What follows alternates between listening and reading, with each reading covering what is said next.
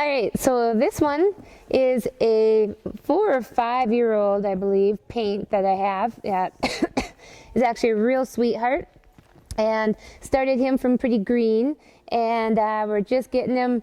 He's newer into the bridle, but he's getting it figured out. Again, he seems to like the A-frame Mylar one, so that I can work with him a little bit into it.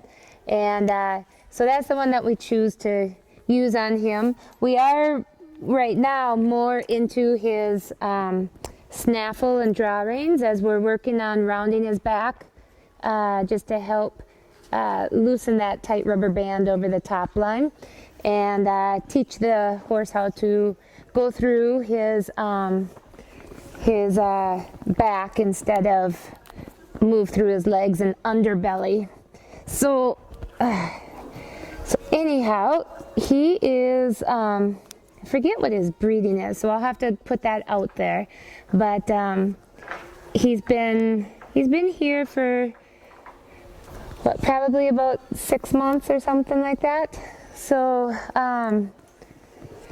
I've been not pushing things very fast. As you know, I'm not a rush them into the show pen type of person. So when they get to the show pen, they are ready to go, and they're fresh-minded and willing and sound. Those are the big things. So anyhow, this guy's name is Will, and so he is a really fun horse to play with, and he's really made a lot of progress in the last probably month. And I've just went, wow, it's really cool. So anyhow, we're going to hop on him in just a bit here, and we'll show you where we're at. So this is Will again. I did a slight warm up on him, and like I said, he is a little newer to the bridle. I just got that A-frame that I showed you earlier that he's in. Just a little bit of history on his training process. You know how there is that top 2 to 5% horses that come out virtually broke, and the rider just has to get on them and teach them commands. Well, the rest of the 95% of the horses, they aren't like that. So every horse has, to some degree, levels of collection that they need to work on after they get their balance figured out.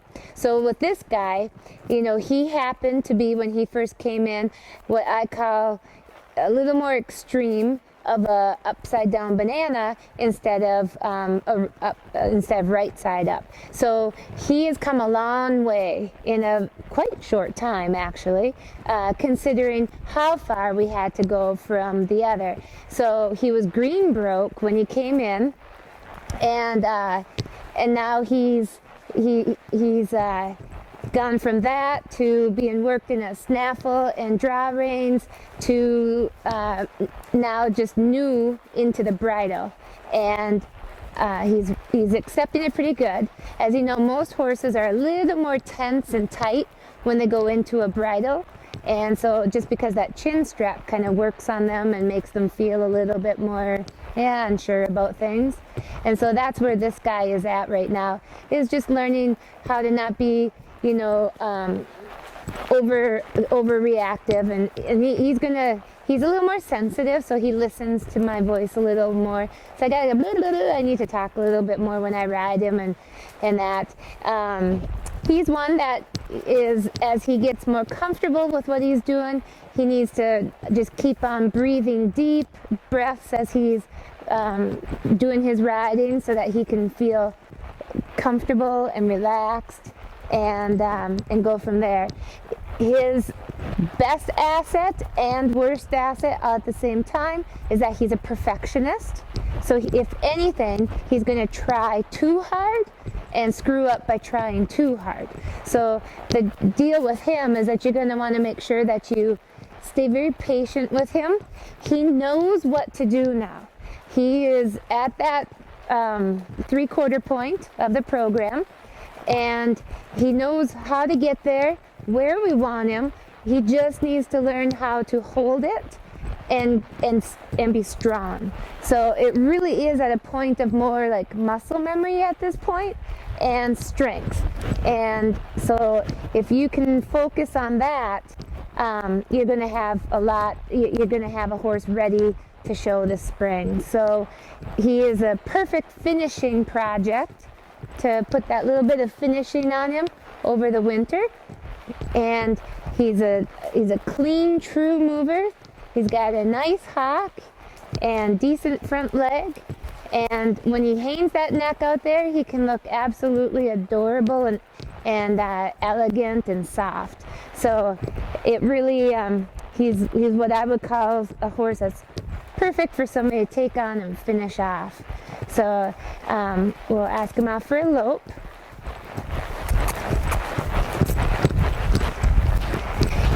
Now, because of how this guy started out, with being really upside down instead of right side up, he has that top line, that ligament string that goes over the top line that is a bit on the tight side.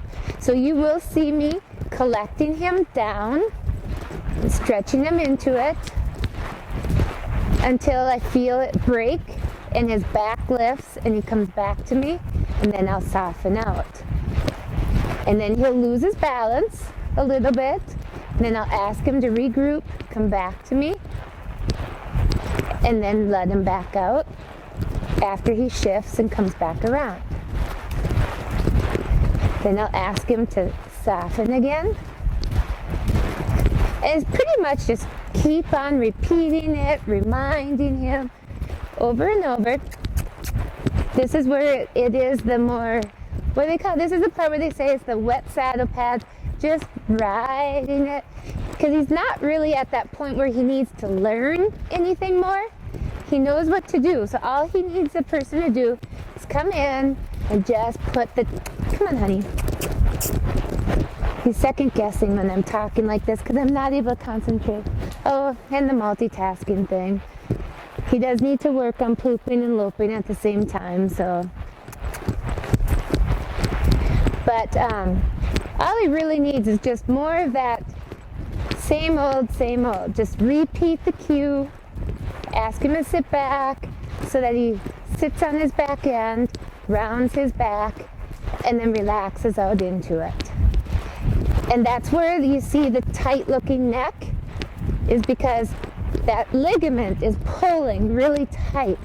And so as he keeps on stretching and practicing lengthening that neck and shifting the weight into his back end instead of his front end, you're going to see that he really, it gets easier and easier and flatter and softer.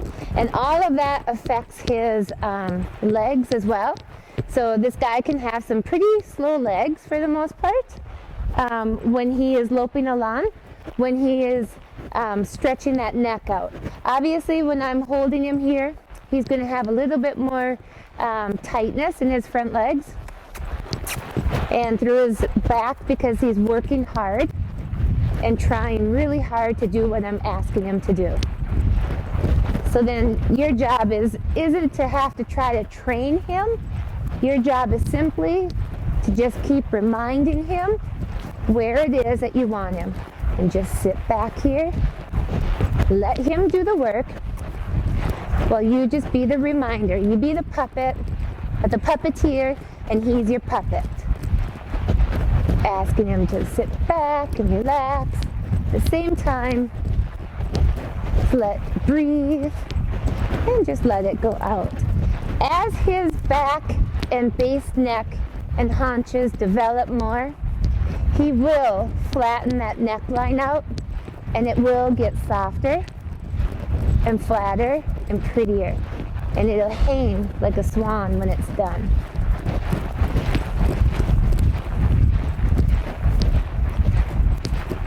I'm going to ask him to come down again, easy. Take him into a jog. Switch directions.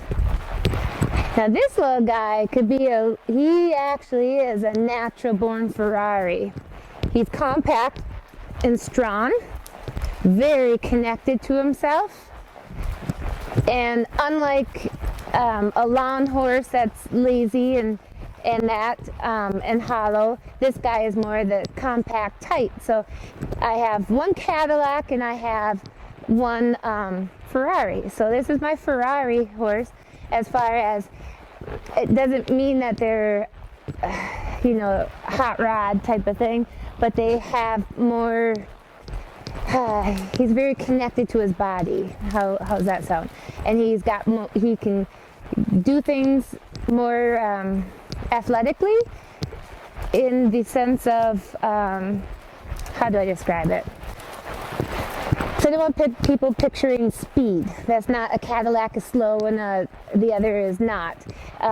They both have rushing issues if they're not in balance. But one horse has the ability to be much faster at pattern work and coordinated that way. The other one is going to take his time because he just doesn't have that mindset to giddy up and go if they need to for their pattern work.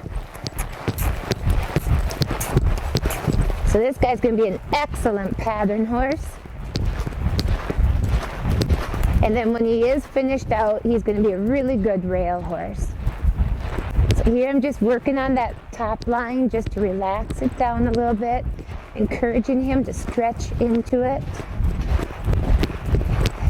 And if I don't drop him down far enough, then he just stays tight and bundled. There we go. So that's why I keep working on it. And then if he dives down too quick, that's when he falls and rushes a little bit. So really is just about me reminding him where his balance point is. Put his balance point in his core and back end instead of up in his neck and front end.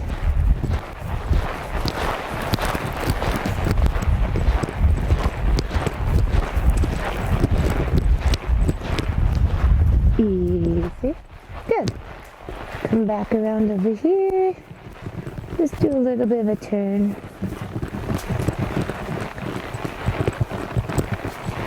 And we're going to go to the right one more time and then we'll be finished with that.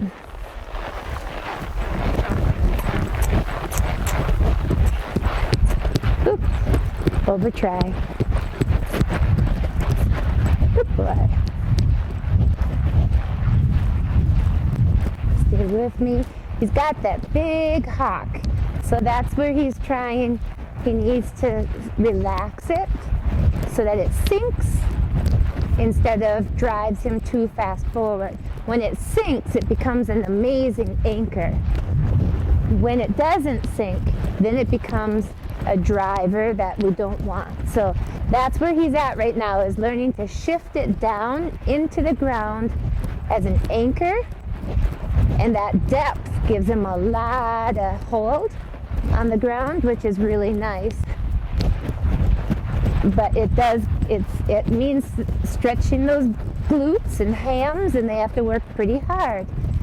So, and that also pulls, the deeper that hock goes, easy, underneath them, the more that ligament that comes up from the hock over the glutes, through the back and withers and attaches behind the ear, the more that it pulls on that, and that's where we're at. We're at that final breaking point where that nuchal ligament that runs up there and rounds the back. See, he can put his head down, but there's a difference with all horses when they put the horse round, when the horse is rounded, because rounded means that hock comes deeper, which has that string attached. So that string has to lengthen deep underneath them and come down in the front. So now the string has to be this long, whereas when it's just hanging down like that, it only has to be this long. So it makes a difference in the amount of tug and pull that they'll feel on there.